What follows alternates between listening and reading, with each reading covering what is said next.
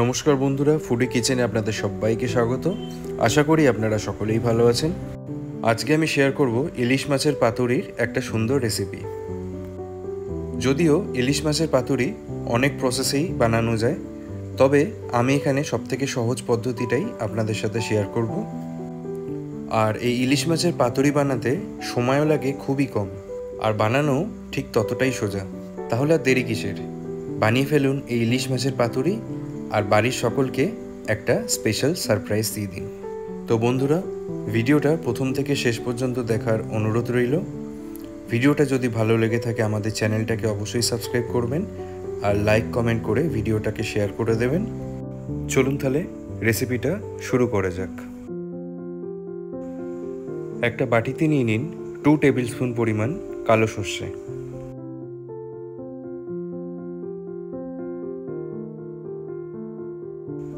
নিয়ে নিন 2 table spoon সাদা সর্ষে,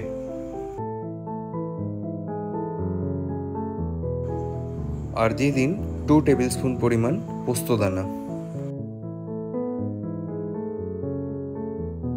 সবার শেষে মিশিয়ে দিন 1 কাপ পরিমাণ উষ্ণ গরম জল, আর এটাকে ভিজিয়ে রাখুন 15 থেকে 20 মিনিটের জন্য।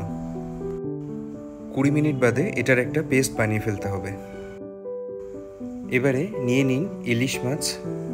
এখানে আমরা রিং সাইজে কাটা 6 পিস ইলিশ মাছ ব্যবহার করেছি। মাছের পিসগুলোয় মিশিয়ে দিন 1/2 টেবিল স্পুন পরিমাণে হলুদ গুঁড়ো আর 1/2 টেবিল স্পুন পরিমাণ লবণ।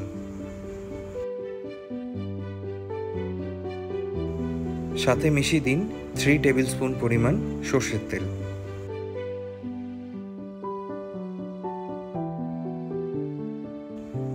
এবারে এই লবণ, হলুদ আর সর্ষের তেল মাছগুলোর সাথে ভালোভাবে মাখিয়ে ফেলুন।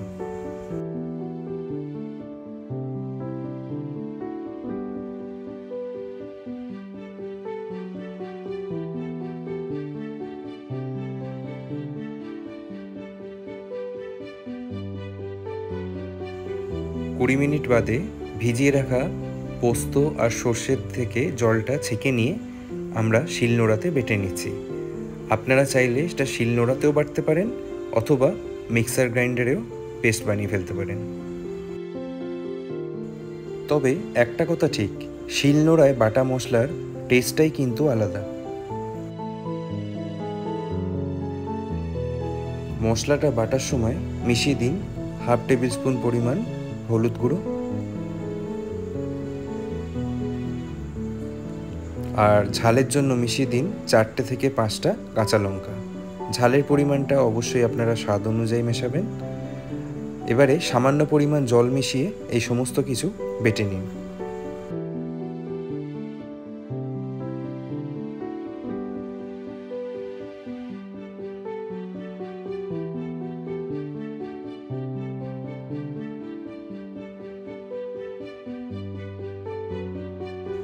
দেখতেই পাচ্ছেন সর্ষে পোস্ত খুব ভালো মতো বেটে নেওয়া হয়ে গেছে। এবারে এই পেস্টটা একটা বাটিতে তুলে নিন। এবার এই পেস্টের সাথে মিশিয়ে দিন 1 টেবিল স্পুন পরিমাণ জিরে গুঁড়ো, 1/2 চা চামচ চিনি আর 1/2 চা চামচ লবণ। মিশিয়ে দিন ফ্রেশ ক্রিম 1/2 কাপ পরিমাণ।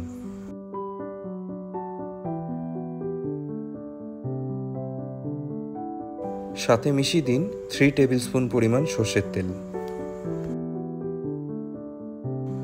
এবারে একটা চামচ দিয়ে এই সমস্ত কিছু ভালো মতো মিক্স করে নিন। ইলিশ পাতুরির গ্রেভি এখন পারফেক্টলি রেডি হয়ে গেছে। ইলিশ মাছের পাতুরির জন্য যে কলা পাতা আমরা ব্যবহার করব সেগুলোকে আগে ফ্রাই প্যানে কিছুটা সেঁকে নিন। আর খুব সহজেই আপনারা মাছটাকে এই কলা পাতা দিয়ে মুড়িয়ে ফেলতে পারবেন।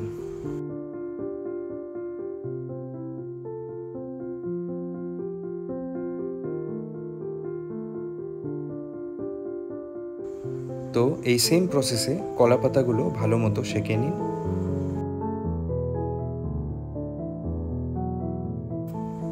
সেঁকে নেবার পরে একটা কাঁচি নিয়ে কলা পাতার সাইডে যে শক্ত ডান্টি মতো অংশটা থাকে সেটা বাদ দিয়ে দিন। এটা বাদ দিলে পরে মাছগুলো মোড়াতে আপনাদের কোনো রকম সমস্যা হবে না। এবারে নিয়ে নিন একটা কলা পাতা, সেই কলা পাতার উপরে 1 টেবিল স্পুন পরিমাণ গ্রেভিটা দিয়ে দিন, আর 1 পিস মাছ বসিয়ে দিন। মাছটার উপরে আরও 1 টেবিল স্পুন পরিমাণ গ্রেভি দিয়ে গ্রেভিটা ভালো মতো ছড়িয়ে দিন। দিয়ে দিন একটা কাঁচা লঙ্কা, ছড়িয়ে দিন সামান্য পরিমাণ সর্ষের তেল, আর কলা পাতাটা ঠিক এইভাবে মুড়ে ফেলুন। খুব বেশি প্রেসার দিয়ে কিন্তু কলা পাতাটা মুড়তে যাবেন না, তাহলে পাতাটা ছিঁড়ে যেতে পারে। আর পাতাটা যদি ছিঁড়ে যায় তাহলে কুক করার সময় ভিতরে গ্রেভিটা বেরিয়ে আসবে। সুতরাং এই প্রসেসটা একটু সাবধানে আপনাদের করে ফেলতে হবে।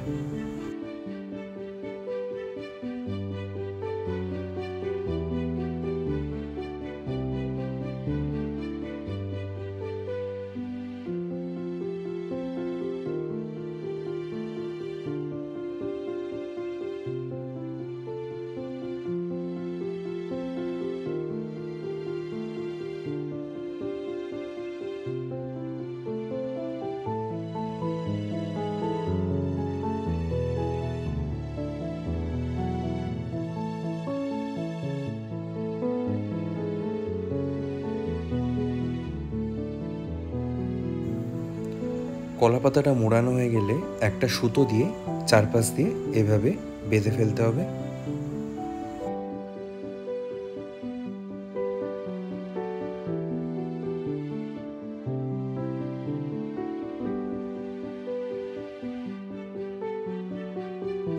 তো বন্ধুরা, এই সেম প্রসেস ফলো করে বাকি পাতুরিগুলো রেডি করে ফেলুন।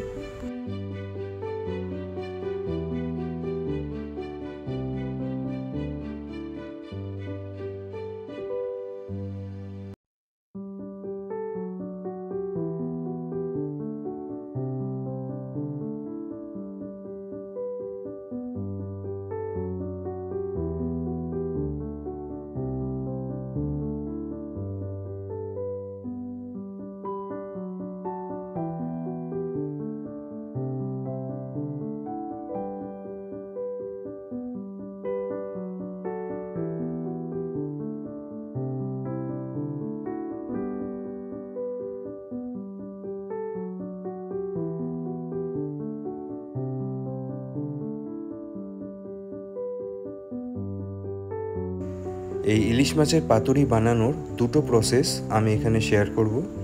একটা হবে ফ্রাই প্যানে, আর একটা হবে স্টিমের মাধ্যমে। স্টিমের মাধ্যমে পাতুরি বানানোর জন্য আমাদের মোমো বানানোর যে স্টিমার পাত্রটা পাওয়া যায় সেই পাত্রটা লাগবে। সেই পাত্রটা ইনকেস যদি আপনাদের না থাকে তাহলে ফ্রাই প্যান ব্যবহার করেও এই পাতুরি বানিয়ে ফেলতে পারবেন। দুটো পদ্ধতি খুবই সোজা, আর সময়ও এখানে প্রায় একই লাগে।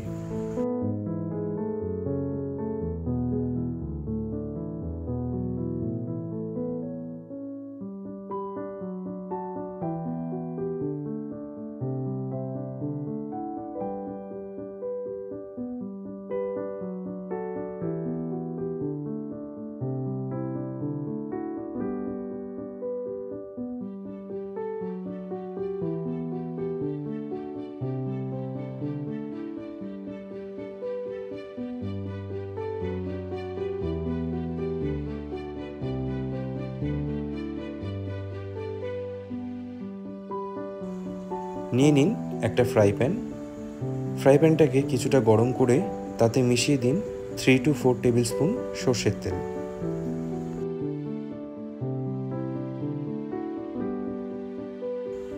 ফ্রাই প্যানটা নেড়ে চেড়ে তেলটা ফ্রাই প্যানের চারিদিকে ছড়িয়ে দিন।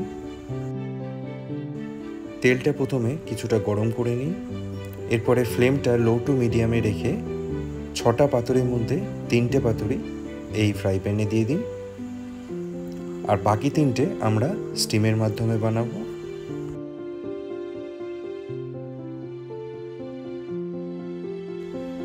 কিছুক্ষণ বাদে যখন এই পাতুরিগুলো কুক হতে শুরু করবে, অর্থাৎ তেলটা আস্তে আস্তে ফুটতে শুরু করবে, তখন এটা ঢেকে রাখুন। আর আগেও বলেছি, ফ্লেমটা কিন্তু এই সময় লো টু মিডিয়াম থাকবে। অন্যদিকে মোমো মেকার পাত্রে পরিমাণ মতো গরম জল নিয়ে নিন, আর তার উপরে ছিদ্রযুক্ত যে পাত্রটা আছে সেটা ভালো মতো সেট করে নিন।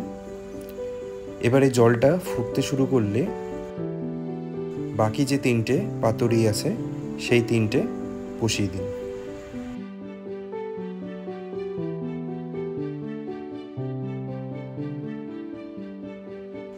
এবারে ফ্লেমটা লো টু মিডিয়ামে রেখেই এই স্টিমারটাও ঢেকে রাখুন। অপরদিকে ফ্রাই প্যানের ঢাকনাটা খুলে একটা চিমটে দিয়ে পাতুরিগুলো খুব ধীরে ধীরে উল্টে দিন।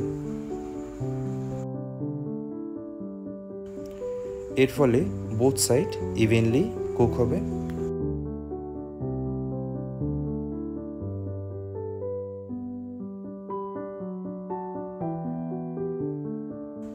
ঠিক 10 থেকে 12 মিনিট পর স্টিমার পাত্রের ঢাকনাটাও খুলে দিন আর চিমটা দিয়ে সেই পাতুরিগুলো উল্টে দিন। স্টিমারে কুক করা পাতুরিগুলো রেডি হতে মোটামুটি 20 থেকে 25 মিনিট টাইম লাগবে, আর ফ্রাই প্যানে কুক করা পাতুরিগুলো রেডি হতে টাইম লাগবে মোটামুটি 20 মিনিট।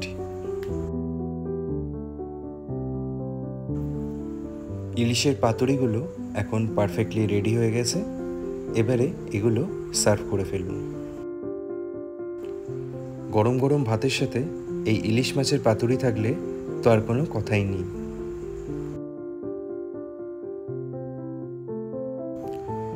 আশা করি ইলিশ মাছের পাতুরির এই রেসিপিটা বুঝতে আপনাদের কোনো রকম সমস্যা হয়নি। তো আমাদের এই রেসিপিটা যদি আপনাদের ভালো লেগে থাকে তাহলে প্রথমেই যেমন বলেছি একটা লাইক আর কমেন্ট করে আমাদের এই চ্যানেলটাকে সাবস্ক্রাইব করে দেবেন।